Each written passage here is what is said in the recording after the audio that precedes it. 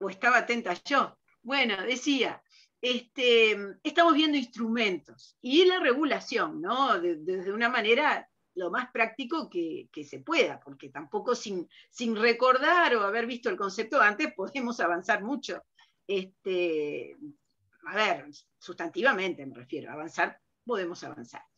Pero hoy tenemos, ustedes habrán visto en la secuela de temas del programa, hoy vamos a hablar de dos instrumentos modernos de origen anglosajón, que se dicen también, bueno, sin perjuicio que uno de ellos tiene una histórica definición en español, en nuestro derecho única en el mundo, pero bueno, tiene una razón de ser histórica. Vamos a ver dos instrumentos como son el crowdfunding y el leasing, en el orden, no sé si en este orden o en otro, y vamos a tener el gusto de escuchar al doctor Mauricio Tomé, que tiene una presentación que habrán visto que ya dejó desde la semana pasada y la actualizó, dinámica. Bueno, doctor Tomé, si gusta, adelante con la clase.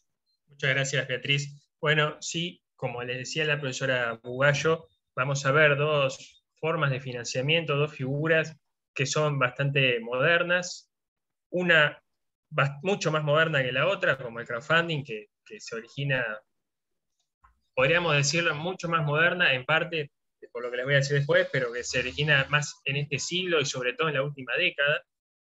Pero también la figura del leasing es una figura bastante novedosa en el elenco de los tipos contractuales que existen en nuestro país. Son figuras del common law, pero como forma de financiamiento, comparándola con las clásicas formas de financiamiento del mutuo y las formas de garantía que tienen cientos de años, por no decir milenios, son figuras nuevas que recién están incorporándose.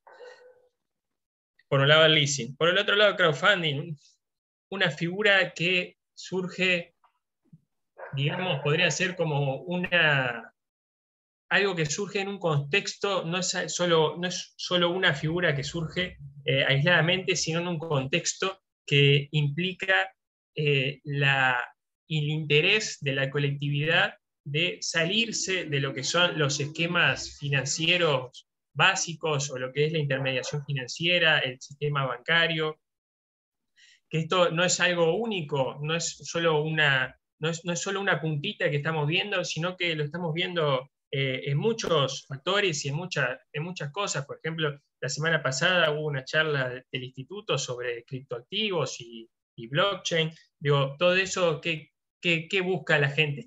Cada vez más la gente está buscando salirse de lo que es el sistema financiero y de intermediación y busca las criptomonedas, el financiamiento colectivo. Todo esto es una figura que la verdad que es novedosa, a mí me encanta y creo que les va a gustar, es bastante interesante. Obviamente no todo lo que brilla es oro, han habido casos de éxitos rotundos y fracasos aún más que rotundos. Entonces, bueno, si a ustedes les parece, vamos a primero por lo básico. Yo lo instrumenté primero por el leasing y después por el crowdfunding. Voy a compartir la diapositiva.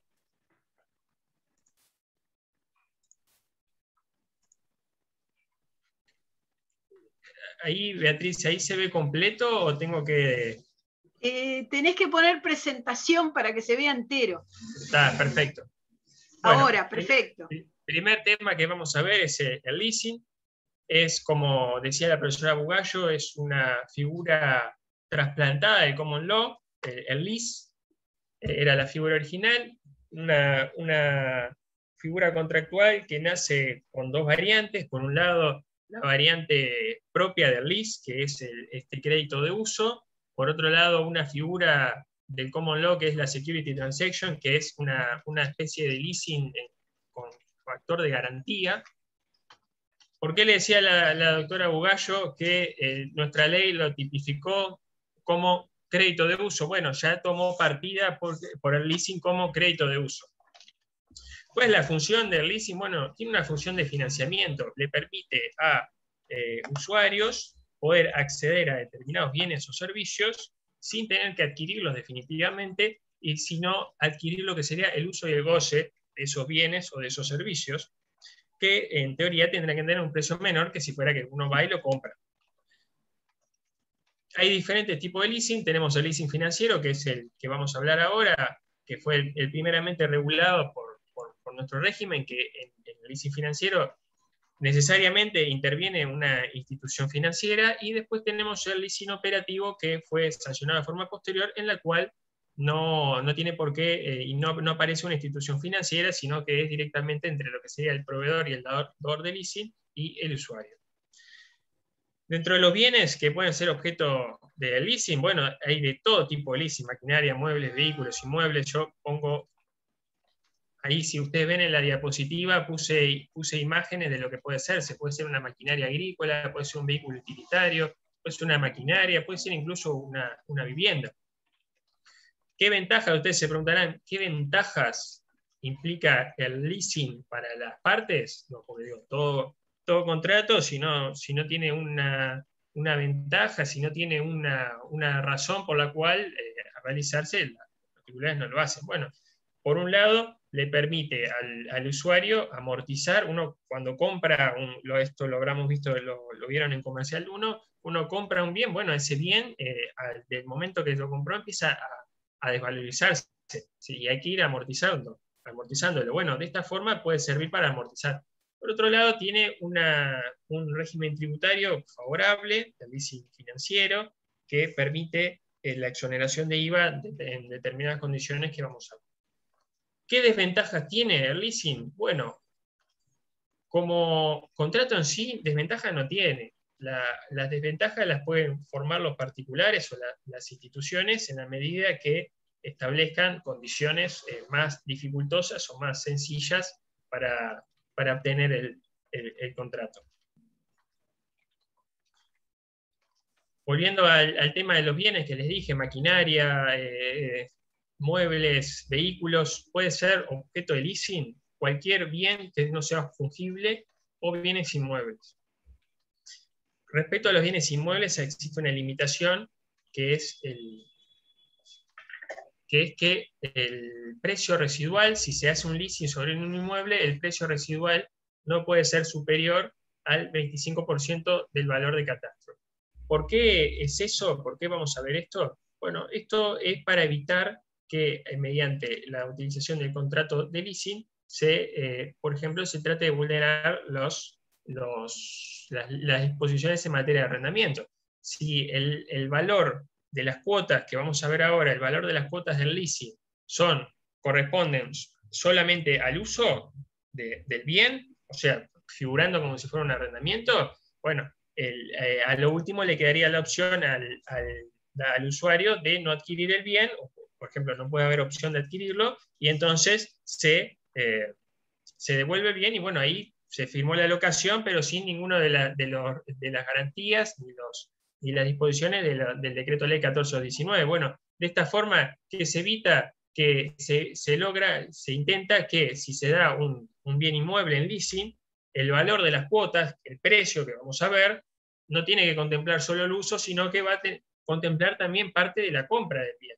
Al ser el límite del valor residual, el precio final, del 25% del valor catastral, eso impide que se pueda figurar bajo un leasing un contrato de arrendamiento. Volviendo a las modalidades, son los bienes no fungibles o inmuebles. Sobre ¿cómo podrá recaer el contrato? Entonces, el artículo 2 de la ley 16.072, el contrato puede recaer sobre un bien elegido por el usuario, que la institución acreditante se la adquiera a un proveedor, un bien determinado.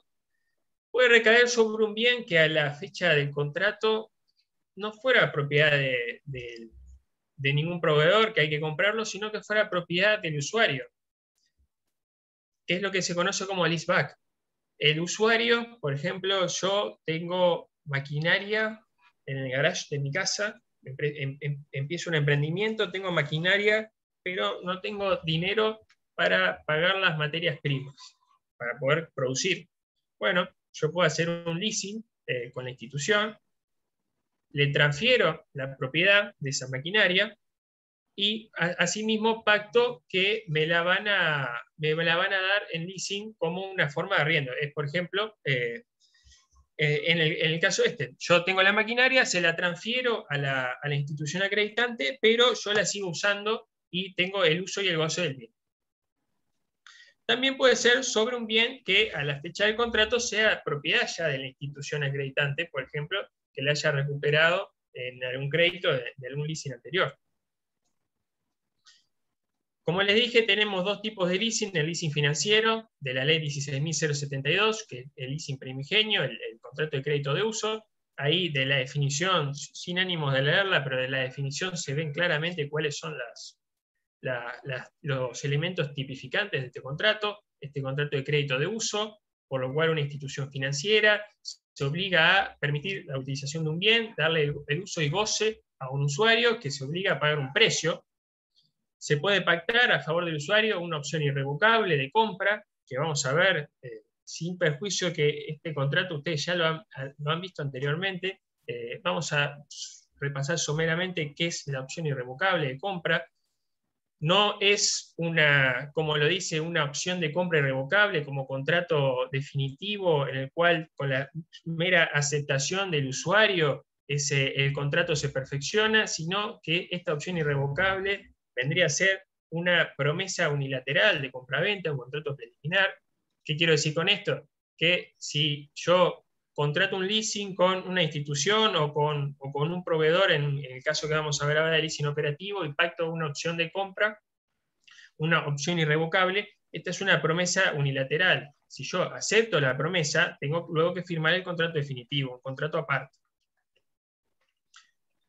Sin perjuicio de la opción de compra, que puede estar o no estar, también se puede pactar a favor del usuario la opción de prórroga del plazo del contrato, porque quizás no les interesa a las partes la opción de compra. Quizás les interese prorrogar el plazo. También se podrá pactar que al finalizar el plazo se venda el bien en remate público, debiendo o el banco devolver la diferencia o el usuario pagar el precio si fuera menos. El leasing operativo fue regulado de forma posterior al leasing financiero por el artículo 636 de la ley 17.296. Es básicamente lo mismo. La única diferencia es que aquí no hay una institución acreditante, sino que es una persona física o jurídica que es la que puede dar en leasing a un usuario un bien. Lo mismo se puede pactar el bien la compra del bien mediante el pago de un precio final, se puede prorrogar el contrato o se puede vender en remate público.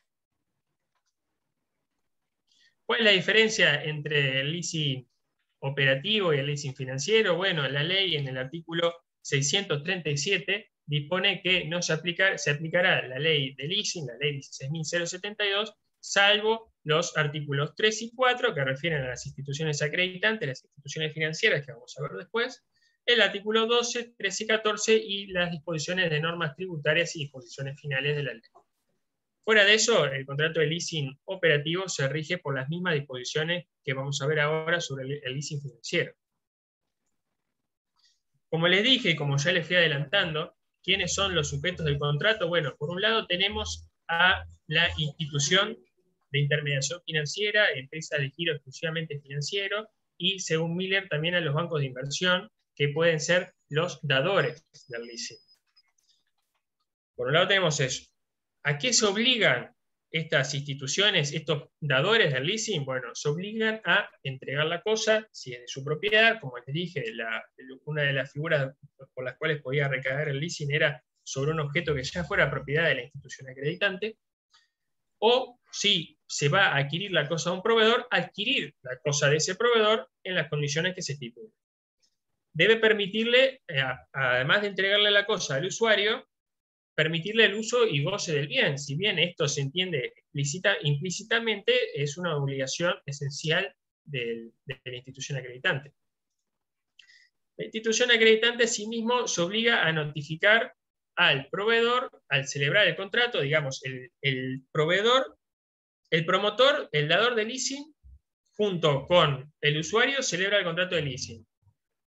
La institución acreditante al proveedor le compra el bien, y al comprárselo le debe notificar de la existencia de ese contrato.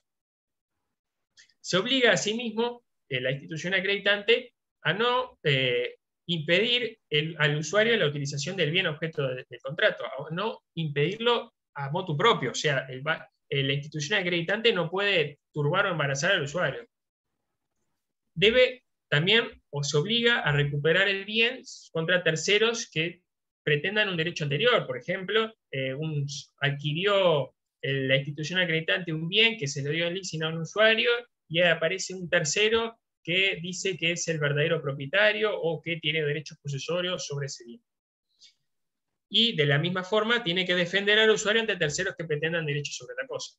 Si la institución acreditante no lo defiende, el usuario puede hacerlo. ¿A qué nos obliga la institución acreditante? Nos obliga a ser responsables frente a él, frente al usuario, el otro sujeto del contrato de leasing, de un incumplimiento que pudiera incurrir el proveedor. Yo le compré un auto, yo conformé un contrato de leasing con la institución acreditante mediante la cual ésta adquirió un vehículo utilitario a un proveedor X. Bueno, si el proveedor no me cumple, a mi usuario por alguna razón, yo tengo que reclamar contra el proveedor. No puedo reclamar contra la institución acreditante por el incumplimiento del proveedor. ¿Cuál es la única excepción a esta no obligación? Bueno, que el incumplimiento del proveedor se deba a un incumplimiento de la institución acreditante. Por eso puse la excepción de contrato no cumplido. El proveedor se excepciona de cumplir porque el banco, porque la institución acreditante, porque la institución financiera dadora del leasing no está cumpliendo con el contrato. ¿A qué nos obliga tampoco la institución acreditante? A mantener la cosa en condiciones de ser usada. El uso y el goce del bien se le transfiere al usuario y éste debe mantenerla en perfecto estado. Si el usuario la destruye, es problema de él. El riesgo cae en sí mismo y no en la institución acreditante. Tampoco se obliga a garantizar al usuario de terceros que no pretendan derecho de la cosa. Por ejemplo, a alguien que la quiera robar, o bueno, un montón de ejemplos que sobran. Tampoco responde de los vicios o de los defectos que tenga la cosa adquirida en el leasing. El usuario tiene que dirigirse directamente contra el proveedor, salvo, obviamente, como les dije en su momento, una de las opciones del objeto del leasing era que el objeto ya fuera propiedad de la institución acreditante, por lo cual, en ese caso, obviamente va a atacar a la propiedad, a la institución acreditante. ¿Se entendió hasta acá? ¿Hay alguna duda? Está bien, profe. Bien, gracias, Enzo.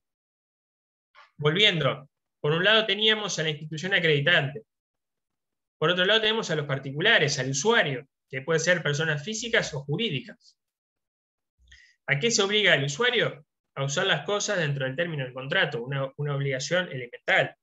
No puede usarlo para forma distinta a lo que se comprometió. Por ejemplo, si yo compré adquirí por leasing un camión utilitario, o por ejemplo adquirí por leasing un barco. Yo no lo puedo usar el barco si yo me comprometí a usar el barco para la pesca comercial, no lo puedo usar para actividades deportivas. No puedo ponerme a competir en Fórmula 1 de barcos. Se obliga también el usuario a emplearla en la conservación y el cuidado de buen padre de familia. Si no la cuida, si la descuida o la deja estar, es un incumplimiento y el banco, la institución acreditante, puede pedir la resolución por incumplimiento del contrato de leasing. Se obliga a pagar el precio periódico, que es uno de los elementos, como les dije, también tipificantes del contrato. En el contrato de leasing, uno tiene tiene dos precios. Por un lado tiene el precio periódico, que es lo que se va pagando, y al final, si hay una opción de compra, tiene una opción residual, un precio residual, que es en el cual, si abona ese precio, adquiere la titularidad del bien. Acá hay una trampa, que es algo que hay que observar en cada contrato de leasing. A medida, en general, si el precio periódico es muy bajo, seguramente el precio residual, el precio final, va a ser más alto. En cambio, si el precio periódico es alto, muchas veces el precio residual es muy bajo, es hasta a veces simbólico, por ejemplo, $1, o incluso a veces ni siquiera hay un precio. Digo, es una opción gratuita de adquirir el bien. ¿A qué va esto? Esto es importante porque a medida que el precio es mayor, el precio periódico es mayor, en realidad la opción que tiene el comprador, esa promesa unilateral, como les decía, no es una opción, porque digo, lo único que tiene que hacer el comprador ahí, lo único que le queda es adquirir el bien, porque si no lo adquiere ya lo pagó y no lo va a adquirir. Pero, digo, no sé si se entiende lo que quiero decir. Por ejemplo, si yo celebro un contrato de leasing y adquiere la institución un vehículo de $20.000, un vehículo utilitario de $20.000, y las cuotas periódicas ascienden no solo al uso del bien, sino que son bastante altas y me da en total, no sé, hice un contrato de leasing por 4 años y en esos 4 años pagué cuotas periódicas por un total de $19.580. Bueno, obviamente lo que pagué fue no solo por el uso del bien, sino que pagué por el uso del bien y yo lo fui comprando el bien. Por eso, al final, la opción residual, que pague $420, es lo que tengo que hacer, adquirir la cosa. Volviendo al tema, se obliga a pagar el precio final si hace el uso de la opción o, en su caso, devolver el bien. En particular, desde la recepción del bien dado en leasing por la institución o por el proveedor, en el caso del leasing operativo, hasta la devolución, es responsable por los daños que produzca la cosa dada en leasing, la responsabilidad por el hecho de las cosas. Anterior a recibir, a la entrega de la cosa, es responsabilidad de la institución acreditante o del proveedor, y luego de vuelta también. Pero en caso que no, por ejemplo, volviendo al tema, yo adquirí por un crédito de uso, por un leasing, un vehículo utilitario, el uso y goce de un vehículo utilitario. Choco, produzco un daño. El responsable soy yo, no la institución acreditante, y esa institución acreditante no va a tener responsabilidad en el daño causado. ¿A qué no se obliga el usuario? No se obliga a respetar todo el plazo del contrato. Esto les puede parecer contradictorio. Si el contrato tiene un plazo, hay que respetarlo. ¿Por qué digo que el plazo no tiene por qué respetarlo el usuario? Porque el plazo lo beneficia. El usuario, si, volviendo al mismo ejemplo de antes, yo adquirí por leasing el uso y goce de un vehículo utilitario por 5 años. Al año y medio me encantó y me lo quiero quedar.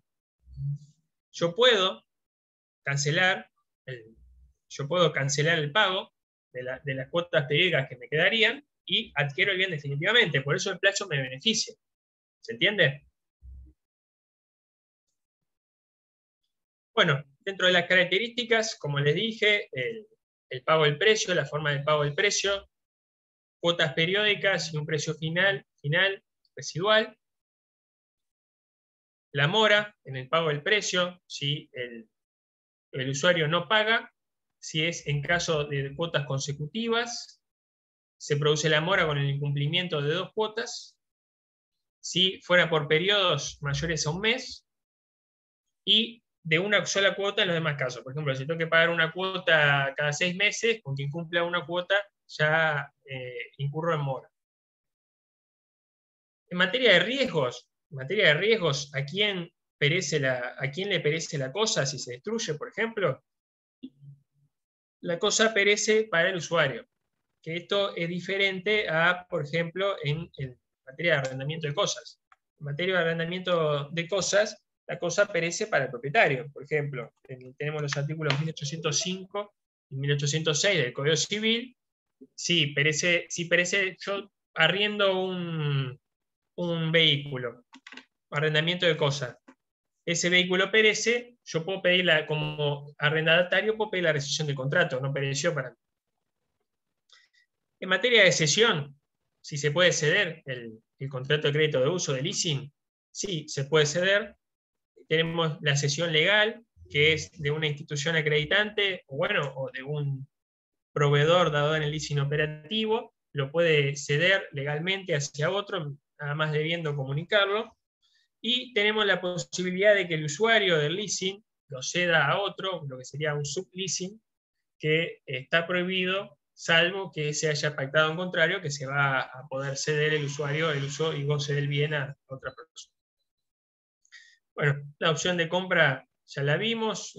Como les dije, si bien la morfología de la ley, la tipología de la ley habla de la opción de compra irrevocable, no hay que distinguir la opción de compra de lo que en realidad es, que es una promesa unilateral, es un contrato preliminar que en caso de aceptarse se tiene que celebrar el contrato de compraventa respectivo.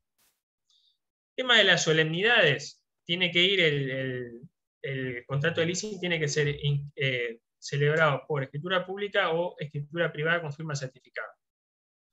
Su publicidad registrada se tiene que inscribir en el registro. La inscripción es lo que genera el derecho real sobre la cosa. No vamos a detenernos si es un derecho real de garantía, si es un derecho real de adquisición, porque esto entiendo que ya lo vieron anteriormente en otros cursos. Como le dije, la inscripción es constitutiva y dependiendo del bien objeto de leasing se va a inscribir en determinado registro. Si compro una aeronave, se inscribirá en el registro de aeronaves.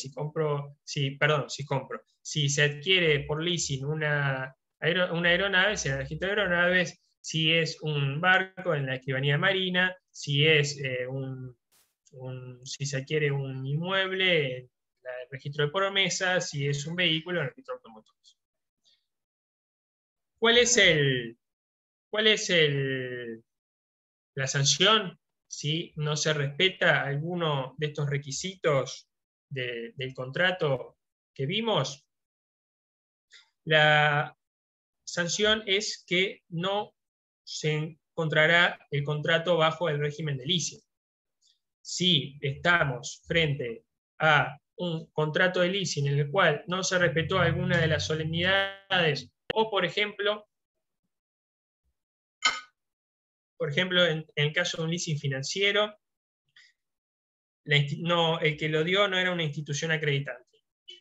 Bueno, entonces el contrato no se va a regir por la ley de leasing, sino que se va a regir por el tipo contractual que sea. ¿Alguna duda hasta acá? Vamos bien. Para finalizar un poco del contrato de leasing, sobre la naturaleza del leasing, se ha discutido mucho. Esto es un contrato que es obviamente de financiamiento. Se ha discutido si, pero siempre, al ser una figura del common law, siempre se trató de traerlo a tierra, bajarlo a tierra. Bueno, ¿qué estamos? ¿Estamos frente a una locación? ¿Estamos frente a un arrendamiento? ¿Estamos frente a un mutuo? ¿Estamos frente a un negocio fiduciario, por ejemplo, en el caso del leaseback? Bueno, no, el contrato de leasing es un contrato de financiamiento, un contrato de crédito, en el cual, dependiendo, como decía Olivera, de lo que sea la operación, la causa del contrato, la operación económica, bueno, será más bien si se quiere un contrato de financiamiento. Y me faltó hablar del leaseback, que es una modalidad del contrato, como les dije, que puede recaer.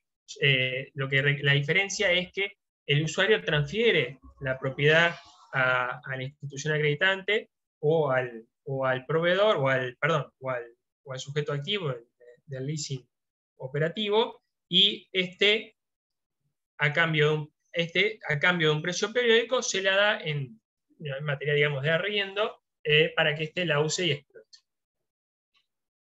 Acá no hay como alguna, si ustedes leyeron la bibliografía que les pasamos, había quienes criticaban que el leaseback no era un tipo de leasing. Digo, no es así, sigue siendo un tipo de leasing, es un objeto, una modalidad que es distinta, pero sigue siendo una modalidad de leasing al fin y al cabo. Y bueno, no sé, ¿alguna otra duda de esto? Beatriz, ¿algo que te gustaría que quizás pueda repasar? No, me parece muy bien, muy claro. Yo te dejaría que redondearas como tú quieras, ¿no? Tranquilamente. No, yo solo lo del crédito de uso, porque hay esas cosas, en realidad es algo que solo está en Uruguay, porque nuestra ley dice crédito de uso. Y fue bastante Sí. discutido cuando aparece la ley. Fue un aporte de un senador escribano que siempre fue muy detallista en todos estos temas, que era el senador Dardo Ortiz. Y estuvieron reflexionando respecto de, en realidad, en qué consistía el crédito, porque decían, a ver, hay distintas modalidades, no podemos, estamos regulando el financiero, eso fue en la primera norma, ¿no? De la 16.072 original, digamos. Entonces, decían, bueno, el tema financiero va más allá de la caracterización. Entonces, ¿qué es lo que genera como objeto de creer que se va a restituir? Y acá en Uruguay entendieron que era el uso. Así como en otros lados le dicen arrendamiento financiero, destacando que no hay un desplazamiento originario de titularidad, sino que hay un crédito acompañado con... Aquí no quisieron entrar a desprenderse de esa inversión de riesgos del dueño, que en definitiva surge de la norma, y se optó por esto de crédito de uso. Y me pareció siempre muy, muy interesante por lo peculiar, porque realmente, como definición, el leasing es particular, ¿no? Es decir, es peculiar, es muy anglosajón. Es decir, es muy del mundo de lo que es trust, la confianza, ¿no? El trustee, y que sin ley es imposible que funcione, por todo lo que explicaba el doctor Tomé. Pero bueno, nada, era solamente redondear ese punto porque tenemos esa cosa peculiar que creo que, más allá de explicarlo en sí, lo que sirve es para reflexionar de lo especial que tiene el leasing. Exacto. Pero adelante, tranquilamente, Mauricio. No, volviendo con lo que decía la profesora Bugallo, sí, el mismo el parlamentario Ortiz, así mismo como analizaba eso también de la discusión parlamentaria, se analizó qué era la opción irrevocable. Por eso es que decimos que la opción de compra de lo que surge, digo, la opción irrevocable de compra. Bueno, como contrato de opción se perfeccionaría solamente con el consentimiento del usuario, y al consentirlo y perfeccionarlo ya se formaría el contrato de compraventa. Pero de la discusión parlamentaria y del aporte de este senador Ortiz surge que no es una opción como contrato de opción de regulado en el Código Civil, sino como una promesa unilateral, como un contrato preliminar que, en caso que el usuario lo acepte y ejerza la opción de compra, se perfecciona el contrato preliminar, y lo que se obliga, en ese caso, el dador de leasing se obliga a celebrar el contrato. Si el dador de leasing, habiéndose obligado por la promesa unilateral, no quiere suscribir el contrato, la ley le acuerda al usuario, en virtud del derecho real de garantía que tiene sobre la cosa, constituido, nacido a raíz de la inscripción, le permite que se pueda accionar contra la institución acreditante, contra el dador de leasing, a los efectos de perfeccionar el contrato y, bueno, adquirir la propiedad. También, por otro lado, la institución acreditante o el dador de leasing tiene las acciones judiciales contra el usuario en caso de que incumpla. Puede o solicitar la ejecución forzada a que cumpla, o puede pedir la resolución del contrato y recuperar la cosa. Una otra cosa que me quedó, que ahora me olvidé que era, mala mía. eh, Tengo un contrato de leasing para que vean, porque está muy bueno ver la parte teórica, pero yo entendimos con la profesora Uguayo que en la medida que esto ya lo vieron anteriormente, no recuerdo si en contratos o mismo en contratos comerciales, en derecho comercial, digo, estaría bueno que vieran un contrato de leasing para ver de lo que estamos hablando, de las cláusulas. Es un contrato sencillo, es un contrato tipo, que les voy a mostrar ahora. He traído de la ley, pagamos de la ley como Thomson Reuters. ¿Se ve bien? Se ve, sí, profe. Sí, perfecto. Bueno, ahí está. Digo, contrato de crédito de uso de un bien mueble. Tenemos, bueno, las cláusulas de estilo, constituyen el bien mueble objeto de este contrato, un automóvil, obligaciones del banco, qué extraen, qué pueden extraer de aquí, de ver esto, qué tipo de leasing estamos.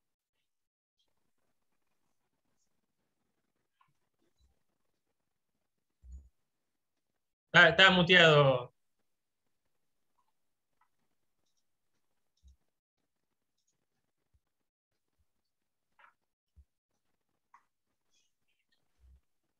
No, nadie me puede decir de qué tipo de leasing estamos acá. ¿No es financiero? Claro, gracias, Federico. Estamos ante un leasing financiero. El que está ahí es el banco, la institución acreditante. ¿A qué se obliga la institución acreditante? A adquirir el bien del proveedor.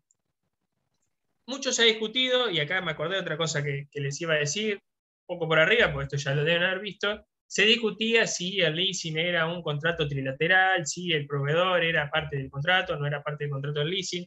El proveedor no es parte del contrato del leasing.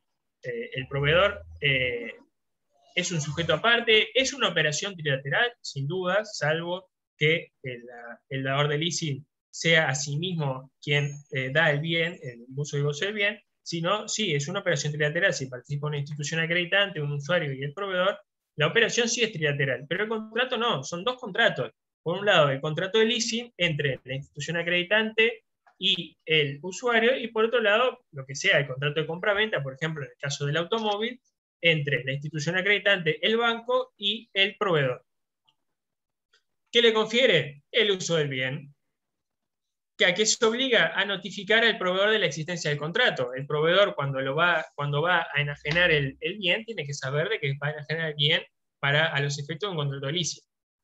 Bueno, las obligaciones del cliente, como vimos, utilizar el bien con el cuidado y la diligencia de un buen padre de familia, realizar el mantenimiento, no descuidar el bien, pagar puntualmente el precio, obviamente obligación esencial del contrato, pagar el valor residual en caso de que haga uso de la opción de compra. Como les dije acá, la no responsabilidad del banco por ningún incumplimiento que pudiera incurrir el proveedor, obviamente salvo que el incumplimiento del proveedor se deba a un incumplimiento del banco. Tampoco se hace cargo el banco de los vicios o defectos, de los vicios ocultos o los defectos que tenga la cosa. En ese caso, el usuario, como titular del uso y goce del bien, tiene que accionar contra el proveedor. Acá vemos la existencia de vicios o visibles o ocultos no da derecho al cliente a exonerarse del pago puntual del precio. El precio el cliente lo tiene que seguir pagando, reclamará contra el proveedor. Después está la cláusula de plazo, el precio, como les decía, un precio de contrato que se paga en cuotas. Una primera cuota, le dice en este contrato, 30 cuotas iguales y consecutivas. La opción de compra, una de las características del contrato. Como les dije acá, vieron la opción irrevocable de compra del bien. Opción, le dicen. No, la promesa unilateral de la opción de promesa unilateral de compraventa que el banco le da al usuario para poder adquirir o no el bien, en este caso el vehículo automotor. Y para poder hacer uso de esa opción, se obliga a pagar el precio residual. Después tenemos cláusulas de estilo en materia de tributación. Tiene una exoneración de IVA, que es, digamos, en el leasing financiero, es quizás una de las razones por las cuales, principales razones por las cuales un usuario puede estar interesado en adquirir el uso y goce de un bien por un contrato de leasing. Y bueno, es lo que en definitiva hizo posible que el contrato se extendiera, porque originalmente había salido con la tributación de una compraventa. Entonces, los muy primeros tiempos, los muy primeros años, era muy difícil que le conviniera a alguien, ¿no? En contra a lo que eran todo el mundo. Por suerte esa fue la reforma de la 205, claro. La siguiente que termina en 205. Bueno, por supuesto, entre otras cosas. Esto es una de las, lo que dijo la profesora, es el claro ejemplo de cómo el legislador puede regular una cuestión, puede regular una figura contractual, pero son los particulares quienes le darán el fruto o no, quienes usarán o no ese contrato. Se regula el contrato de crédito de uso, se tributa como una compraventa, nadie lo usa. ¿Por qué? Porque ¿para qué voy a tributar una compraventa? Para eso lo compro y lo vendo después. Si me entiendo. En cambio, con esta exoneración de IVA, bueno, se vuelve mucho más atractivo. Como una forma, volviendo a lo que es este curso, como una forma de financiamiento y como una forma de adquirir bienes para el empresario, para la empresa, pudiendo obtener beneficios y sin tener que adquirir definitivamente la propiedad.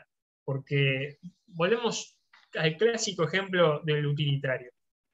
El que tiene una empresa de transporte y utiliza vehículos utilitarios sabe que cada 3, 4 años los tiene que cambiar porque el desgaste es muy grande. Sabe que desde el momento en que lo compró, fue y compró los camioncitos chinos, sabe desde que el momento que lo compró ya no vale 10, 20% menos, sabe que al año vale 30% menos, 50% menos.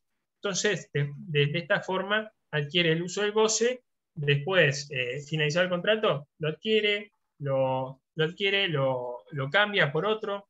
Sí, Beatriz. Solo un detalle para unir. Esto lo podemos unir con el concepto de amortización que vimos, ¿no? Claramente viene por ahí. Digo para redondear, nada más, perdón. Yo soy medio habladora, pero me estoy reprimiendo. No, por favor, interrumpime cada vez que quieras. No. Exacto. De esta forma. Los tengo aburridos yo. Está bien que hables vos todo lo que quieras, Mauricio. No me pongas en ese compromiso. No, como decía la profesora, se amortiza lo que es la adquisición. Entonces, digo, al existir esta exoneración, es bastante favorable. Esta exoneración no está incluida en el leasing operativo. Y bueno, después, otras cláusulas de estilo, cláusulas para salvaguardar los intereses del banco, le diría yo. Esto obviamente que abre puertas a otra cosa que les voy a decir. Esto es un contrato de adhesión. El usuario prácticamente nunca, por no decir nunca, tiene opción de modificar las cláusulas del contrato. Y nos preguntamos, la empresa que lo adquieren, digo, estamos acá en financiamiento empresarial, pero uno puede ser un usuario, un consumidor, y también contratar por leasing. Acá, se puede dar lugar por eso hay que regularlo, tiene que estar regulado el contrato, porque si no se van a dar lugar a inequidades en contra, obviamente, de la parte débil contractual, que es el consumidor. Que no implica que tampoco haya inequidades a la empresa como usuario. Pero ahí ya es harina de otro costal. Como estamos en financiamiento empresarial, no quiero tocar el tema de los consumidores. No sé si te parece bien, Beatriz. No, comparar adelante, corresponde, creo yo, pero como tú quieras. Bueno, en el caso que sea consumidores, digo, aplica la ley 17.250 en los casos, digo, por ejemplo, si hay una cláusula que se considere leonina, habrá que pedir la nulidad de la misma.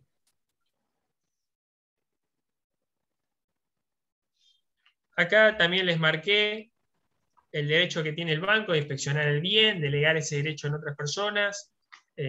Nuevamente se reitera que el bien sigue siendo propiedad del banco, se compromete a adoptar las medidas que el banco estime, el usuario no, que el banco estime que sean necesarias. Se puede cancelar anticipadamente, como les dije, el plazo beneficia al usuario,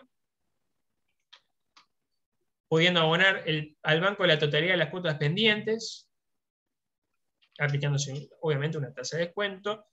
Y bueno, alternativas a la fecha de terminación del contrato, como les dije, la opción de compra del bien por el valor residual, la opción de restituir el bien y que se venda en remate público, el ejercicio de la opción de compra. Acá ven una cláusula típica de opción de compra.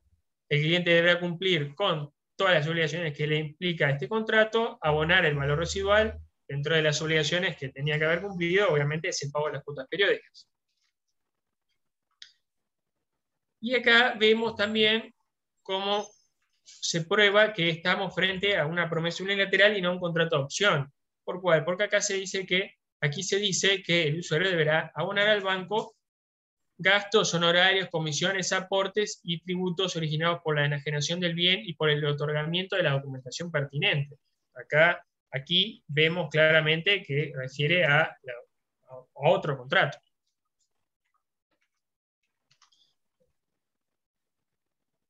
Caso de restitución, como les dije, se puede restituir el bien si no se ejerció la opción. El banco se reserva de forma expresa el derecho a enajenar y disponer a cualquier título de la propiedad de posesión del bien, obviamente sin afectar a los derechos del usuario, en la medida que la inscripción constitutiva le dio un derecho real sobre el uso y goce de ese bien. Y bueno, después cláusulas de incumplimiento, yo se los puedo colgar también, esto para que les quede un modelo de contrato, mora, multas, daños y perjuicios, y bueno, las cláusulas de estilo, digamos. ¿Alguna duda que tengan hasta acá del contrato de leasing?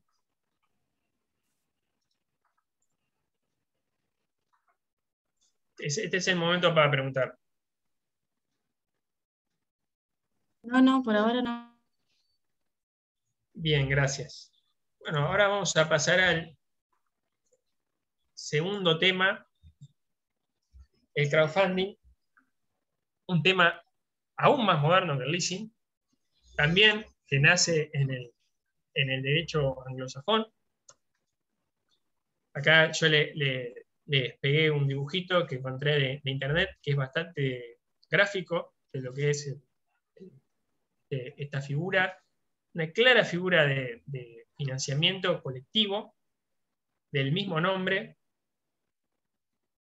Lo que me gusta que tienen los ingleses es que son muy claros con los nombres que dan a las cosas. Crowdfunding, crowd, multitud, funding, financiamiento de la multitud, financiamiento colectivo. Acá, no sé si ustedes recuerdan, yo digo, es una figura nueva, tiene sus antecedentes viejos. Si vemos, por ejemplo, no sé, si ustedes ven alguna películas de Hollywood de fines de los 90, de principios de los 2000, cuando los jóvenes querían... Me olvidé. Iba a abrir un foro con películas de financiamiento y me olvidé, perdón. Lo hago el fin de semana próximo. Perdón, era para disculparme, pero ya tomo nota de la película esa. Adelante. Bueno, si ustedes ven las películas de fines de los 2000, de principios de los 2000, fines de los 90, en el cual todavía no estaba Internet masificado, cuando alguien quería en las películas iniciar un emprendimiento, hacía dos cosas. La primera, usurparle el garage a los padres y formar la empresa ahí. Y muchas veces, ¿qué era la segunda? Bueno, empezaban a mandar cartas hacían publicaciones en el periódico, como le dicen ahí en la traducción latina, en el periódico, o mandaban cartas masivas diciendo, estimado señor tal, voy a hacer un proyecto de tal cosa. Si usted me da $1, con que usted me dé $1, yo le prometo que le voy a enviar uno de mis productos, o que yo le voy a devolver $2 en tantos años, en tanto tiempo. Bueno, ¿eso qué era? Bueno, un financiamiento colectivo. Me acuerdo clarito de películas en las cuales dicen, con que nos mande $1, con que se lo enviemos a varios pueblitos, que nos manden $1, igual sacamos $5.000 entre todos. Bueno, es una forma de financiamiento. Como dice en la diapositiva, es una forma de financiamiento no tradicional. Aquí estamos, tengo una mano levantada, Juan, no sé si la levantaste. Sí, no, yo quería decir, perdón que justo me metí ahí en el medio del tema, pero quería decir que Para hay una nada, serie muy interrumpí cuando buena. quieras. Hay una serie muy buena que se llama Billions, no sé si la nombraron la clase pasada, yo justo no pude venir la clase, pero la escuché, que tiene todo el tema de la información privilegiada y de todo lo que dieron la clase pasada, de mercado de valores, la burbuja bursátil. Pongan el chat. Voy. Así, póngala en el chat, así ya tomo nota. Muy buen aporte. Perdón, doctor, siga adelante. No, para nada, no, estaba diciendo que es una forma de financiamiento no tradicional. ¿A qué estábamos acostumbrados durante, ni hablar en la época del siglo XX? ¿A qué estábamos acostumbrados? A la financiación bancaria. Si vemos lo que sería el mecenazgo, es bastante anterior, desde la época de los albores de la edad antigua. ¿Cuál es la diferencia con esto que estamos viendo ahora? Bueno, era entre particulares, pero siempre eran pocos. Era, por ejemplo, durante la Edad Media, la Iglesia, que figuraba como mecenas de las artes, mecenas de las invenciones. Luego también tenemos las monarquías autoritarias, pero no había un sistema, si bien era un albor, no había un sistema de financiamiento en el cual la plebe o la burguesía masiva financiara proyectos. Por eso es una forma no tradicional. ¿Cuándo surge esto? Bueno, como les dije, es una figura bastante nueva, surge, podemos ejemplificarlo a fines de la primera década del 2000, como forma, creo que es bien claro que empieza ahí, puede haber empezado antes, poquito, pero bueno, es muy claro ahí qué pasó en esa época. La crisis inmobiliaria en los países del primer mundo, la crisis del 2008, la forma de financiamiento tradicional, bancaria, estaba bastante retraída, costaba acceder a los préstamos, las instituciones financieras estaban cabizbajas, por todo lo que habían sufrido. Grandes bancos de Estados Unidos que parecían omnipotentes quebraron de un día para el otro. El gobierno federal tuvo que salir a rescatar a algunos y a otros los dejó morir. Entonces nos encontramos con que el que tiene una idea no tiene una línea de crédito, no tiene una institución financiera que lo respalde. Tiene dos opciones. Mastica bronca y se guarda la idea, o busca una forma de financiarse. Por otro lado, tenemos un montón de personas, una crowd, una multitud, que por ahí no tienen para prestarle $50.000 a alguien, pero le puede prestar 5 o le puede dar 5. Y bueno, podemos, en vez de tener a uno que dé $50.000, podemos tener a 5.000 o 50.000 que den $1. ¿Cuál es la característica de esto? Bueno, en esta época de masificación del Internet y de los medios telemáticos, el crowdfunding se da en Internet. La importancia de Internet, así como les decía, en las películas de Hollywood, en el cual publicaban en el periódico, enviaban cartas por correspondencia. Bueno, hoy el medio, el lugar de acercamiento es Internet. Ya sea a través de plataformas de financiamiento colectivo, que vamos a ver varios ejemplos, o a través de particulares, por ejemplo, que tengan su propia página y entonces ahí busquen el financiamiento. Es un fenómeno que, como les dije, busca salirse de lo que es las estructuras de financiamiento tradicionales, de las estructuras de intermediación financiera, lo que llevó a nuestra doctrina, Olivera, por ejemplo, a señalar que era un fenómeno de desintermediación financiera. Esto lo dijo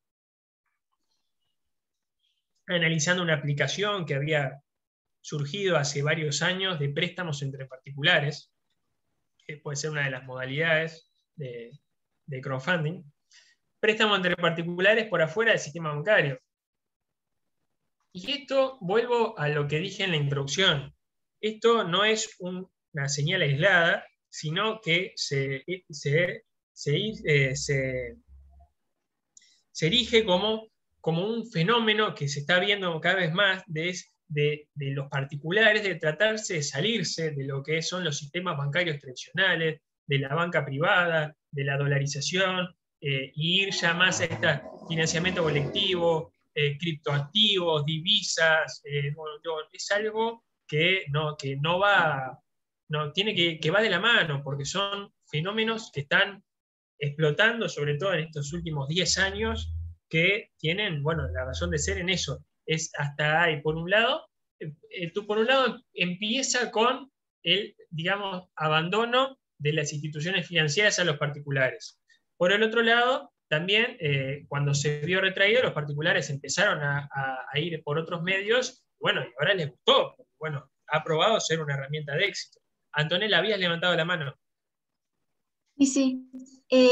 No, ahora sí se estoy entendiendo, porque no estaba entendiendo la idea. Esta forma de financiamiento no es única. El financiamiento entre pares, los préstamos entre pares, ¿también sería una forma de crowdfunding? Sí. O sea, hay varias formas, porque usted ha dado el ejemplo de que mandan cartas y aparece como una compraventa de productos a distancia, vaya, si asimila hasta como una compraventa por catálogo, demás. No estaba entendiendo ese ejemplo. El ejemplo que yo di, Antonella, es un ejemplo anecdótico de como un antecedente. La importancia de esto, de crowdfunding, es el Internet. Es una plataforma que es una plataforma que puede ser propio del particular o puede ser de un tercero, una plataforma de financiamiento propia que contratará tanto con el promotor del emprendimiento como con el usuario que quiere dar bienes o hacer una donación. Esa es la importancia. No sé si te quedó claro, te resolví la duda. Sí, ahora sí, o sea que sí, entendí, un emprendimiento que tiene únicamente un perfil en una red social y se maneja a través de internet con una compraventa de productos, ¿sería una forma de este financiamiento? Depende. Si es una compraventa de productos, no, es una empresa que vende productos a través de Internet. Distinto sería si, por ejemplo, yo abro una página porque, no sé, y quiero inventar una aplicación que la verdad que sigo esperando que le inventen algo que, no sé, le doy un libro y me lo transcriba todo en un Word. La salvación de los abogados, ¿no? Y eso necesito crear yo soy abogado, de software no sé nada, me costó hacer el PowerPoint, tengo que contratar a alguien que sea experto en software, tengo que contratar tal cosa, tengo que generar un proyecto, tengo que crear el dispositivo que lo haga. Si bien, por ejemplo, veo que hay unas lapiceras que te escanean el texto, pero dicen que son más o menos. Y ahí publico en una página y pido financiamiento para hacer eso. Eso sí sería una modalidad de financiamiento colectivo. Y pongámosle que ya tengo a los 38 de ustedes que me financian con 500 pesos. Es un financiamiento colectivo. Yo puedo hacerlo motu propio a través de mi propia página, salvenelderecho.com, o puedo hacerlo a través de una plataforma que vamos a ver ahora, varios ejemplos, Kickstarter, hay un portal uruguayo que se llama Vamos que vamos a verlo a continuación.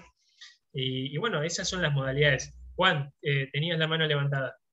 Eso iba a decir, que pasa mucho con las películas y con los videojuegos, por ejemplo, en Kickstarter, que la gente pone no sé, 2 euros, 3 euros, y después en base a eso, en base a ese apoyo, es que se le da el acceso a la aplicación, por ejemplo, acceso anticipado, etcétera.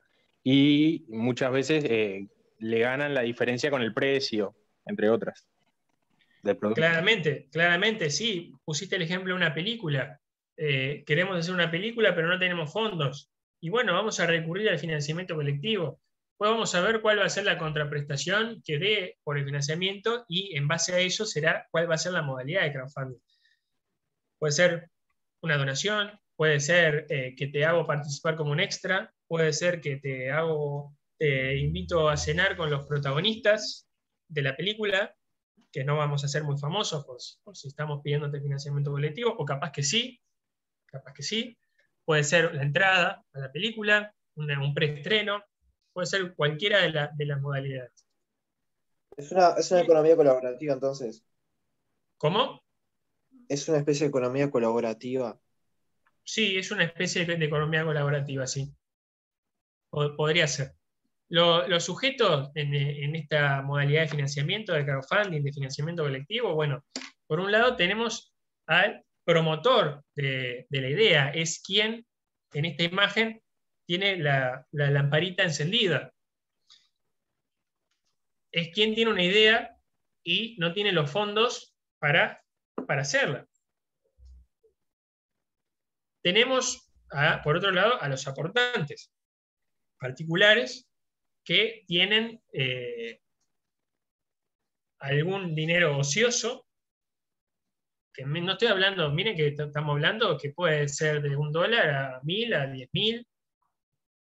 Los particulares en general son personas físicas, así mismo los promotores. Nada impide que sea una persona jurídica la que tenga la idea o la que haga el aporte, que haga el aporte. En general tienen otras, como señala la doctrina, por ejemplo, Rodríguez de la Heras dice, bueno, puede ser un aportante una persona jurídica. En general tiene otros medios para, si quiere, por ejemplo, adquirir el producto o financiarlo, tiene otros medios a su disposición. Y después tenemos lo que es la plataforma. La plataforma de financiación colectiva figura como un portal, una herramienta que acerca a las partes y tiene diferentes características. Por un lado, tiene una reputación. Es muy importante la confianza en este financiamiento. Como decía la profesora, en la figura de la confianza en el derecho anglosajón. Confían más que en nosotros, es verdad. Si yo voy puerta por puerta pidiéndole financiamiento, 99.9% me la van a cerrar en la cara. En cambio, como decía Juan, creo, plataformas que ya tengan su reputación, como Kickstarter, como otras que vamos a ver en continuación, ya que haya un proyecto allí, le genera reputación y legitimidad, ya le da cierta legitimidad al proyecto, que es importante. ¿Por qué? Porque el promotor tiene que promocionar su emprendimiento, su idea. Si ustedes ven, hacen videos en YouTube, ponen las ideas, fotos, figuras de lo que quieren desarrollar, del servicio que quieren dar, de la película que quieren hacer, filman un tráiler, por ejemplo. La plataforma les da una legitimidad, una reputación a ella misma para decir, bueno, mirá que este proyecto es serio. Puede salir o no puede salir, pero que es serio, es serio. La plataforma asimismo sirve como facilitadora, tanto para el promotor como los aportantes. El promotor establece su idea allí en la página y ya tiene un lugar en el cual es seguro que alguien por lo menos lo va a ver. Por otra parte, los aportantes no tienen que estar buscando las cosas. Por ejemplo, volviendo al ejemplo de Kickstarter, uno entra y te aparecen cine, opciones de cine, opciones de videojuegos, opciones de juegos de mesa, opciones de, no sé, gadgets.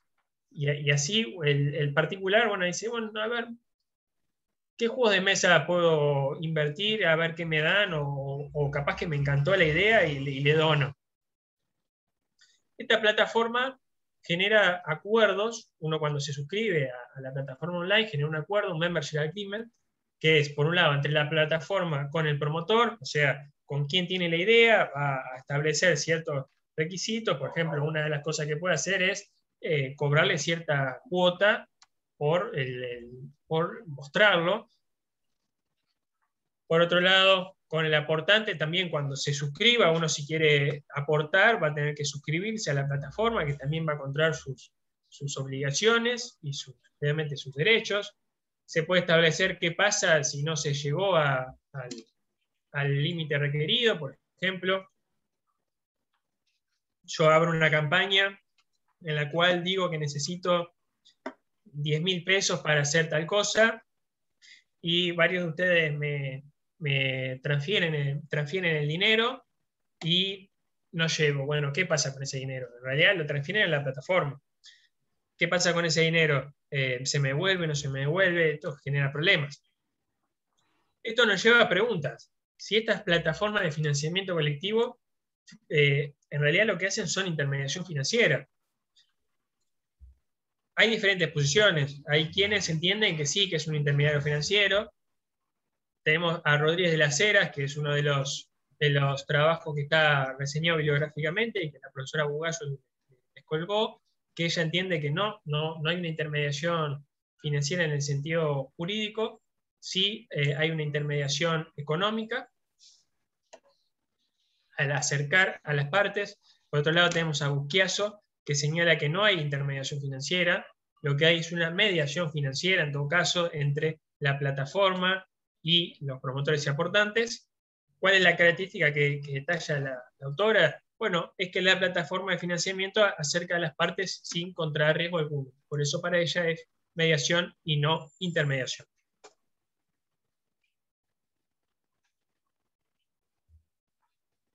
Bueno, acá tenemos, como ya decía, Kickstarter es una plataforma muy famosa de financiamiento colectivo internacional.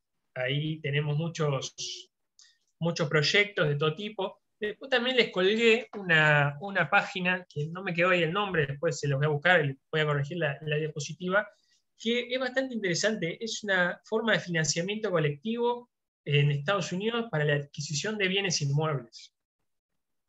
Se adquieren bienes inmuebles, cada uno, si ustedes ven, la meta busca comprar entre varios un inmueble. La meta es $133.700. Uno colabora a través de poniendo tal capital chico, y que se busca entre varios llegar a ese capital.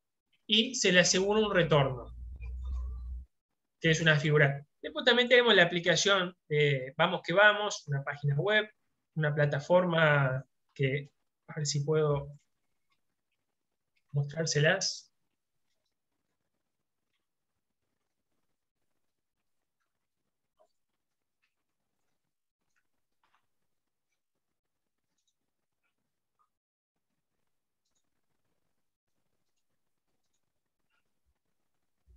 ¿Se ve?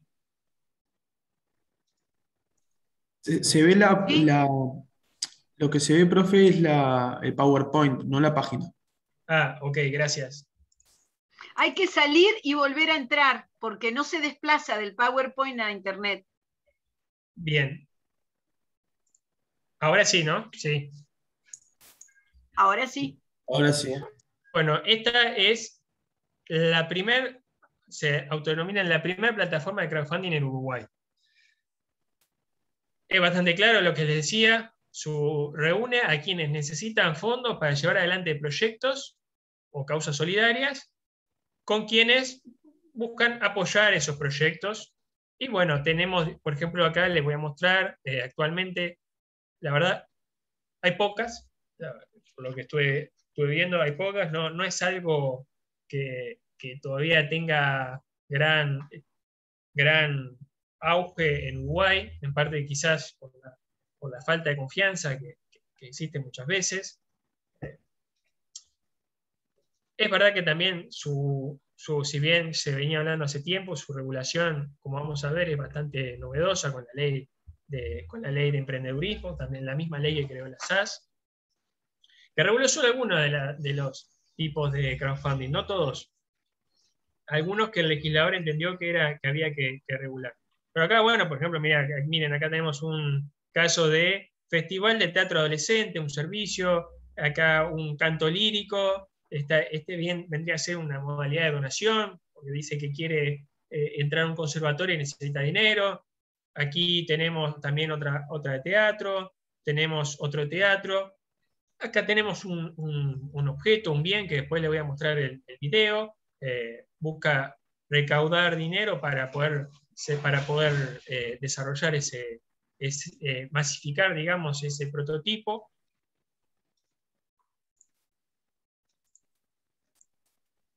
Vuelvo a la diapositiva. Bueno, ¿y cuáles son las modalidades que ya fuimos adelantando?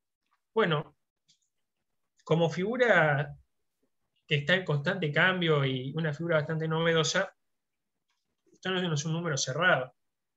Yo quise agrupar en 4 grandes categorías que son las más comunes, sin perjuicio de que dentro de cada categoría, y dependiendo de lo que se ofrezca y de lo que se dé, a veces pueden oscilar entre una u otra. Como vamos a ver, el sistema de financiamiento colectivo por donación, esto en general se da cuando el aporte que hace el aportante es una contraprestación gratuita, no tiene una contraprestación, es una típica donación, si tuviéramos que tipificarlo, sería un contrato de donación, por ejemplo, a una ONG que busca fondos, por ejemplo, no sé, un teatro, como fijamos en la página Vamos que Vamos, la muchacha que quiere estudiar en el conservatorio en España y está pidiendo si para poder alzar su carrera pueden donarle para que pueda llegar a los fondos para pagarse sus estudios allí. Es una modalidad de donación. Después tenemos la modalidad de recompensa. ¿En qué se basa la modalidad de recompensa? Bueno, la modalidad de recompensa es en la cual la donación, el aporte de los usuarios, de los aportantes, no tiene directamente una relación con lo que van a recibir.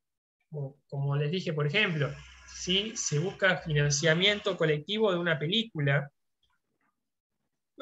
y donan, no sé, $100, no esperan los $100 a cambio, esperan que te pongan en los créditos de la película, especialmente gracias a tal y tal, que te inviten al preestreno de la película, que te inviten a una cena con el elenco.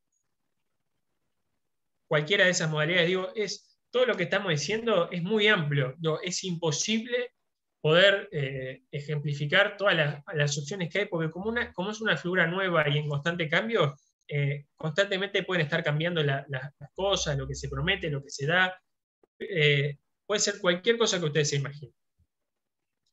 Puede ser también, en este caso, ya que cuando la contraprestación no equivale a lo que se va, la donación no equivale el aporte no equivale a la contraprestación, vamos a hablar, si lo podemos tipificar, como hace Miller, quizás es una donación modal, una donación onerosa, en la cual la contraprestación, sigue siendo un contrato unilateral porque no hay una relación sinalagmática entre lo que yo doy y lo que recibo. Acá vemos que, si bien son cosas nuevas, son cosas que ya tienen cierta regulación contractual.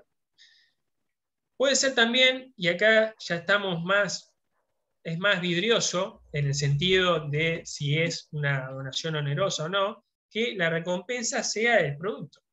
Yo hago un aporte que podría equivaler a lo que sería el precio del producto, quizás con algún descuento. Entonces yo hoy aporté $20 para tal proyecto de lapiceras cuya tinta nunca se acaba. Y bueno, y luego de que salga el proyecto, a mí me envían la lapicera. Y después ellos igual se la venden al público a $50. Después tenemos otra modalidad, que es la modalidad de préstamo o crowdlending, que aquí el aporte del aportante tendría que ser un préstamo hacia el promotor de la idea, que obviamente, en general, con tasas de interés más bajas, o bueno, a veces sin tasas de interés, que el promotor, perdón, se obliga a, cuando triunfe con el proyecto, a devolver el capital que le fue prestado, con los intereses. Y después tenemos la modalidad de inversión, en la cual también puede tener otras modalidades, que aquí ya es más vidrioso todavía, y entramos muchas veces a lo que sería el mercado de valores, por eso se reguló después, quizás una oferta pública, una inversión en la cual yo puedo invertir, por ejemplo, y pasar a ser socio del promotor. Por ejemplo, si este adopta una figura jurídica comercial, puedo pasar a ser accionista de ese promotor. Puedo Una pasar a ser... consulta. Sí, Enzo. Que esto no tiene ningún control de nada. Bueno, eso lo vamos a ver. Esto último sí tiene control. Ah, bien. La modalidad es, sobre todo de donación y recompensa, no tienen una regulación específica, se rigen, la ley de emprendedurismo no las reguló, se rigen por lo que es el derecho común, digo, una donación, una compra-venta, el préstamo sí está regulado, la inversión sí está regulada.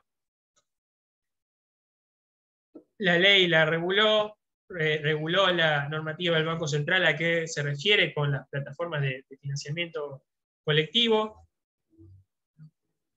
Específicamente dice que son mercados de negociación de valores de oferta pública, abierta a participación de inversores y reservados a ciertos montos reducidos. Digo, se diferencia, digo, no la de financiamiento colectivo si estamos hablando de una de oferta pública grande, que ya estamos en lo que es el mercado de valores.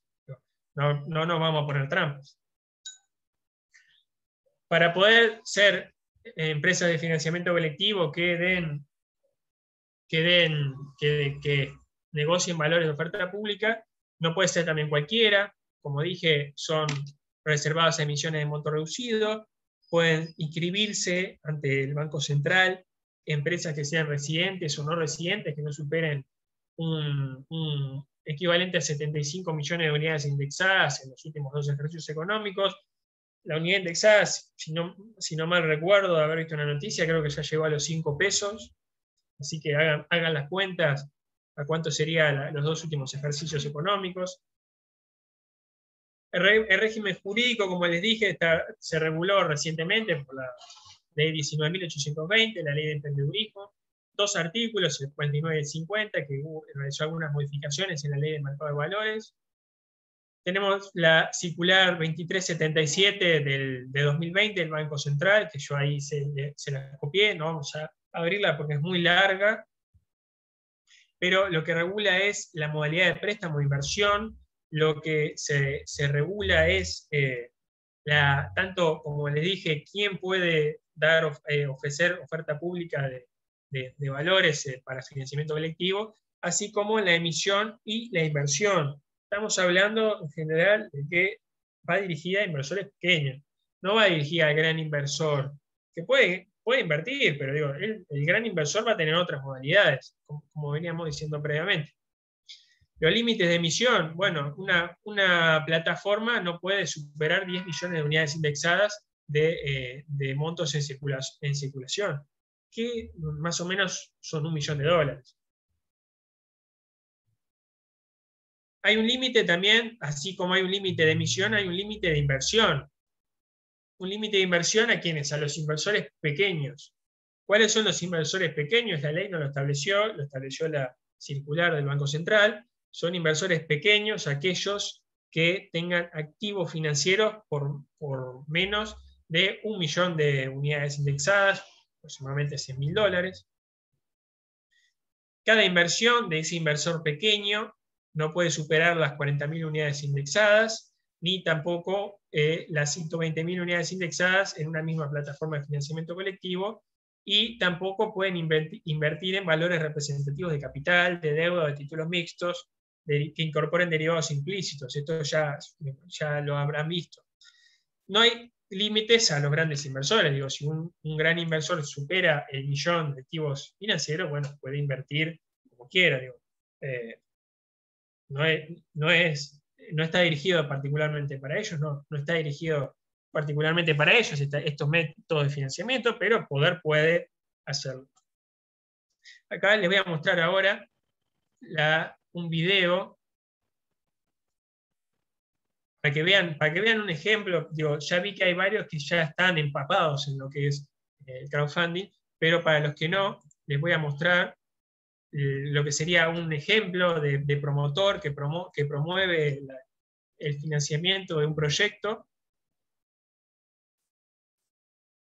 Les voy a mostrar un video, es cortito, dura 1 minuto nada más.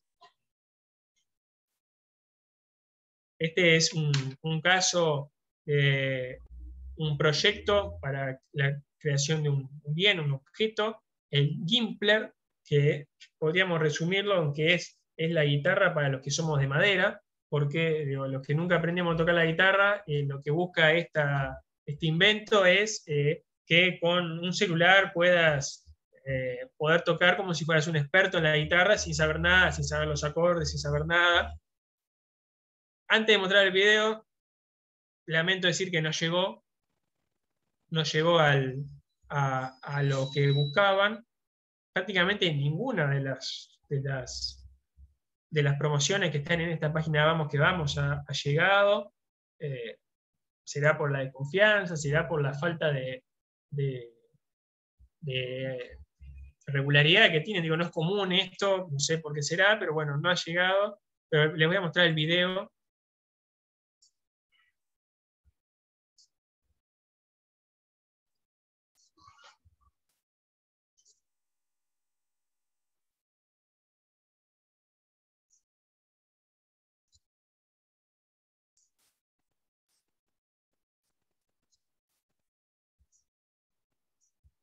No escuchamos audio, no sé si tiene, pero no lo escuchamos, o yo no lo escucho por lo menos. Ah, ¿no se escucha el audio? No se escucha, no.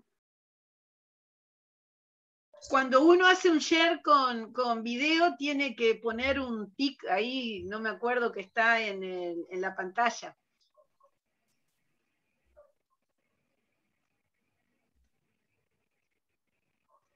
A mí, la primera vez que puse video y no sabía esto, no lo encontré. Por eso no decía nada. Pero igual te iba a decir luego, Mauricio. Ah, bueno, qué lástima. Bueno, este era un proyecto, no me di cuenta, es verdad, tenés razón. Ah, sí, mira, ya sé dónde está. Cuando haces share, abajo hay un Sí. cuadradito que dice share sound. Ah, bien, muchas gracias. Me equivoqué antes. Ahora sí. No, no es este. A ver si es este. Pero se escucha perfecto. Bueno, perdí el video por ahí. Vamos a ver, lo voy a buscar en la diapositiva. O me cambiaron el video o que es un video del desarrollador. Acá está el video, lo voy a transmitir. Es el video de quien promueve la idea y busca a ustedes, los aportantes, les busca mostrar qué es el proyecto en el cual está trabajando, por qué te serviría tenerlo. Aunque no sabes que existía, tenés que sentir la necesidad de adquirirlo y de financiarlo para que él lo pueda construir. Vemos En propiedad intelectual está lleno de proyectos crowdfunding, pero en Uruguay no sale mucho porque no tenemos esa mirada. Pero claro. Bueno, pero miren acá, pedía 200.000 pesos y recaudó 9.800. O sea, lejísimo. Casi. Somos un mercado chico también, ¿no? Somos un mercado chico también, eso es cierto. Y aparte de ser chico, no hay esa costumbre de hacerlo. Sí, porque además todos decimos, andás a ver qué hace con la plata. Clarísimo. Lo primero por eso, la falta de confianza. El estadounidense le decís, dame $1, te doy 2, después, genial, voy a ganar $2. No, y no se le ocurre pensar que no se los van a dar, en principio, claro. ¿No? Digo, ese es el tema. Y el tipo no se le ocurre no darle, además, porque es todo un círculo. Esos son los cuáqueros que fueron de Inglaterra en el Mayflower hace no sé cuántos siglos. No es un tema de hoy, es un tema de very original, ¿no? Nosotros somos latinos. Vinimos de España, Italia en general, ¿no? Sur de Europa. Somos distintos. se ve que somos bastante más incumplidores, así que... No, O pero le voy a poner el desconfiados, video. como sea, pero es O cierto. desconfiados, sí, sí.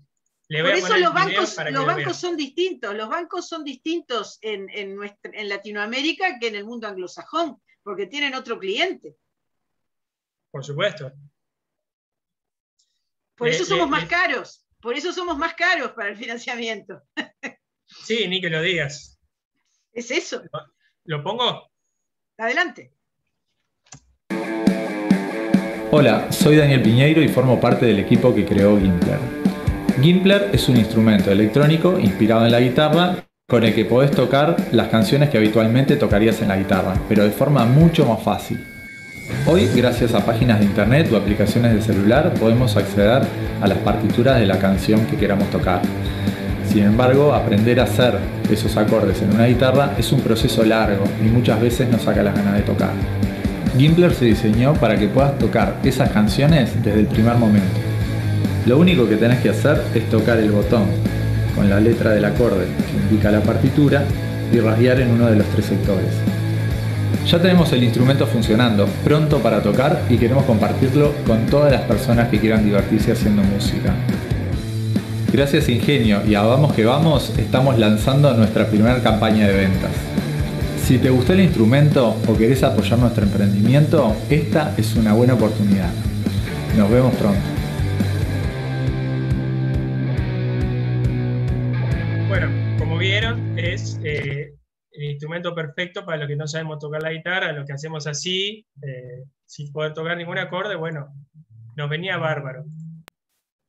Fracasó, ¿no? No ¿Vos llegó. pusiste? ¿Vos pusiste? No, yo no puse, yo conozco mis limitaciones y sé que también sería complicado con ese Gimpler, así que... No, lo digo en broma porque en realidad a nosotros nos parece lindísimo, pero no tenemos no se nos ocurre. Es decir, pasa, es un tema. Bueno, eso no lo arreglamos en la materia esta, ¿eh? Eso es para la Facultad de Psicología, vamos a no meternos con ese tema. Claro, pero bueno, como... Es verdad que no lo hacemos, pero ustedes, que esto, a diferencia de Lizzy, esto debe ser la primera vez que lo escuchan, por lo menos en la facultad, bueno, ustedes saben mañana con sus clientes que, bueno, que no tiene por qué ser el cliente grande en un principio, con los clientes chicos que tengan una idea, ustedes ya saben y le van a poder ayudar o lo van a poder asesorar respecto a esta modalidad de financiamiento que muchas veces les puede servir. Que esperemos que, como todo, que vamos incorporando cosas del derecho anglosajón, de los países anglosajones, que se vayan masificando y que, bueno, que sea una herramienta válida para los emprendedores uruguayos. Y después, para finalizar... Profesor, Sí, ¿le puedo hacer una consulta? sí, claro. Lo que no termino de entender, el límite de emisión, ¿para quién es? Si son para los promotores, si son para los aportantes. El emisor es el aportante. Perdón, es la plataforma. Ah, para la plataforma, bien, está. Claro. Este límite es para lo que reguló el Banco Central. El Banco Central obliga a la plataforma que se inscriba y, bueno, le obliga a determinados... a seguir esos cánones que están en la resolución, que no se las pego, no la despliego porque se nos van las 2 horas de clase de hoy, las 2 de mañana, las 2 del jueves y probablemente las 2 del otro martes, y la profesora Bugallo me mata, me entierra. Así que, no, pero bueno, pero está la resolución colgada y es bastante clara en ese sentido. Y bueno, yo para finalizar, que estaba un poco preocupado por el tema del tiempo, pero veo capaz que hablé un poco rápido, les quería comentar, así como vimos el lamentable fracaso de la plataforma acá en Uruguay, de las promociones acá en Uruguay, éxitos y fracasos. Cuando hablamos mundialmente, hubo elementos que son grandes éxitos, por ejemplo, estos relojes que son predecesores del Apple Watch, de todos los relojes Samsung, Xiaomi, todo esto creo que los relojes People, creo que se llaman, el primer gran éxito de crowdfunding. Creo que pedían $10.000 y recaudaron 4 millones. Un éxito rotundo. Agotaron las ventas enseguida. Terminaron siendo adquiridos por varios miles de millones de dólares por otras empresas. Después tenemos todavía, quizás un poco más curioso, otro gran ejemplo que es más moderno. El primero, el de los relojes, es del 2012, si no me equivoco. Y este segundo es del 2018. ¿Alguien se anima a decirme qué es? Si piensan que puede ser eso. Parece un acolchado. Excelente, Enzo. Casela, es un acolchado. Es un acolchado para gente que se siente sola. ¿Por qué? Porque es un acolchado que simula la gravedad y tiene como unas pelotitas que cuando uno se pone el acolchado, simula que te están abrazando. No se rían, pero es así. Figura que te están abrazando y según la campaña de Kickstarter, te promueve la generación de endorfinas para que uno esté más feliz, para que uno duerma más contento. ¿Cómo? Como un antidepresivo. Prácticamente como un antidepresivo. Es un éxito de Kickstarter. Hoy en día está a la venta. Yo no la compré, obviamente, pero chequeé en la página web de ellos. Esa frazadita sale casi $300 y se vive agotando. Así que ven, estos son dos ejemplos diametralmente opuestos, pero de campañas de éxito, que uno dice, una frazada que te abraza, ¿para qué quiero eso? Y bueno, el público está, y el público lo quiere, y bueno, y así es un éxito, así como los relojes. Por otro lado, bueno, como les decía anteriormente, no todo lo que brilla es oro, así como tenemos grandes éxitos de crowdfunding, también tenemos grandes fracasos. Este es el gran fracaso número 1, una heladerita que tenía licuadora, Wi-Fi, Bluetooth, picadora de carne prácticamente, un montón de cosas, una heladerita multifuncional, una nevera, que fue en su momento la campaña más exitosa de la historia de crowdfunding, que había recaudado, si no me equivoco, más de $13 millones. Empezaron a repartirlo. La modalidad era de recompensa por adquisición previa del producto. Los particulares tenían que abonar la suma de $125 y la empresa se obligaba a enviarles una de las heladeritas.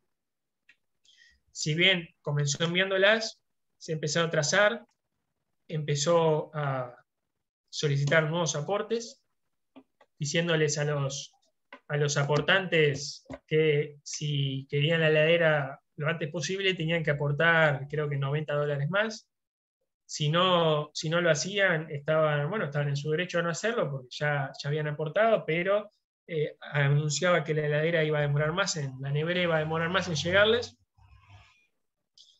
En definitiva, la empresa fue a bancarrota y lo único que hicieron fue devolverle $20 a los usuarios. Ni rastro de los 125, ni de los 90 extras. Algunos lo recibieron, pero muchos no entiendo lo cómo puede fracasar ese proyecto tan lindo. Me encanta. Y bueno, en quizás sería la falta caro. ¿Cómo? Sería muy caro hacerla y no calcularon bien. No calcularon bien, que es también una cosa que el promotor tiene que prever. ¿Cuál va a ser el gasto que voy a tener? Y la otra también, ¿cuál va a ser? ¿En qué voy a gastar el dinero que me aportaron? Porque bueno, puedo gastar en el desarrollo. Si me voy de precio, después entro en un círculo vicioso en el cual tengo que captar nuevos aportantes para poder ir pagándole a los que ya me aportaron primigeniamente, y pasa a ser una calecita, porque después también tengo que seguir buscando nuevos aportantes para pagarle a esos nuevos aportantes que conseguí para pagarles para darles el producto a los que me habían aportado originalmente. Y bueno, así fracasó, no le devolvieron $20, míseros $20 a muchas personas, y bueno, esto fue digamos, del mayor éxito a un gran fracaso de la propuesta. Después tenemos la única sí. forma digna de salir de ahí es con un proceso concursal, porque es la forma de quedar en evidencia del fracaso controladamente, porque si no es medio papelón. Si fueron a un proceso concursal, bueno, digamos, quedó puesto en evidencia que fue un problema, ¿no? Digo yo para también redondear corolarios respecto de estos significados. Sí, claro, por supuesto. Bueno, y ahora ya no lo hablé con Beatriz, pero va un 12 para que el que adivine qué es el proyecto del medio.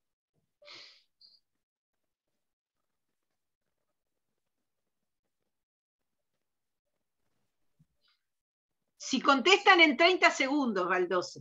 Si contestan en 30 segundos, va el 12. Para que no googleen. No. Sí, una pista, una pista. Guzmán lo googleó, ya entró al link y lo googleó. No, es un paraguas.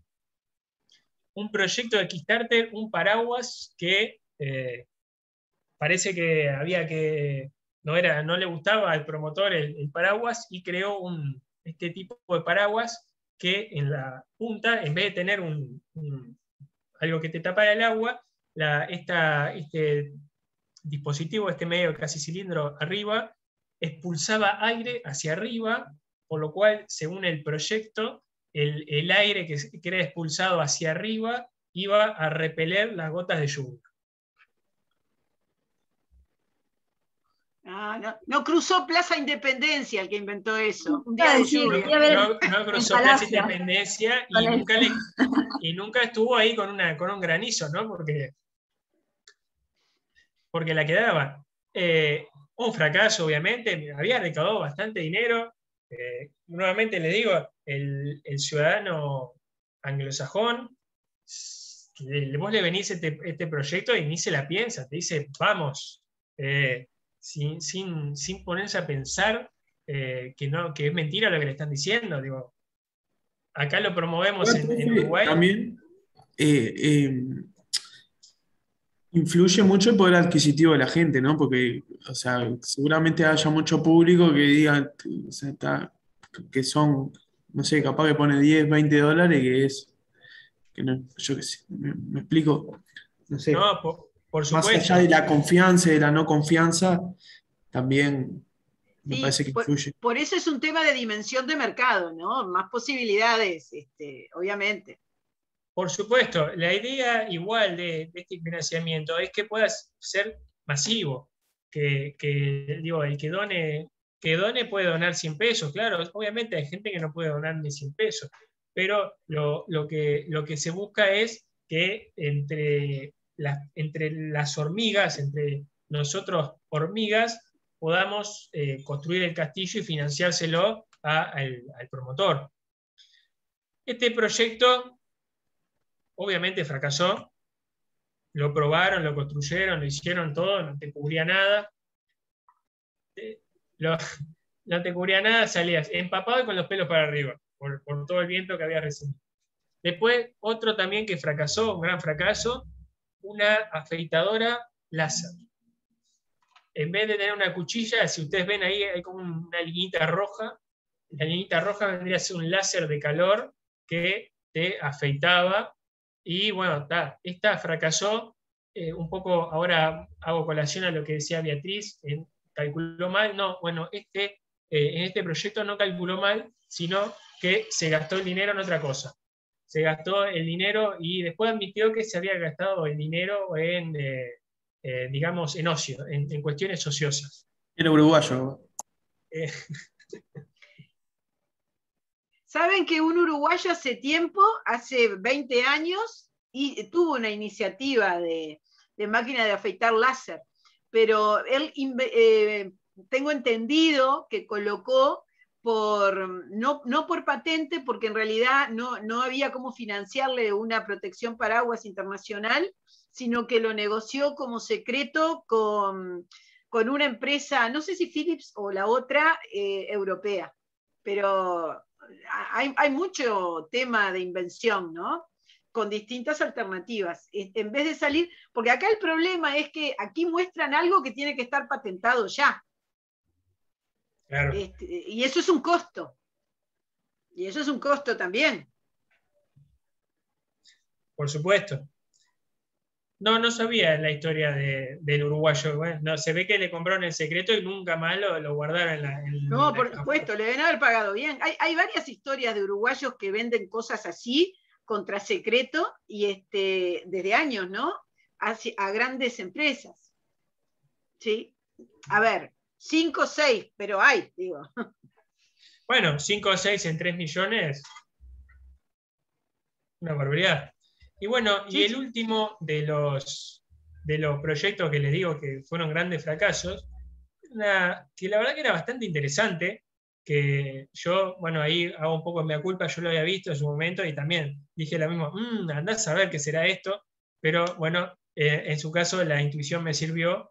Era un mecanismo de buceo que se llamaba Tritón, que partía de una idea interesantísima, que era que vos pudieras bucear sin tanque de oxígeno, sin nada, y ese mecanismo te extraía el oxígeno del agua y te dejaba respirar abajo del agua, digamos. Por eso el nombre Tritón.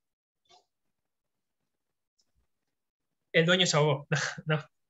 No se ahogó el dueño, pero obviamente se financió, obtuvo bastante, no recuerdo si llegó al 1.000.000, pero digo, estuvo bastante bien financiada y luego se probó que lo que se planteaba no era posible.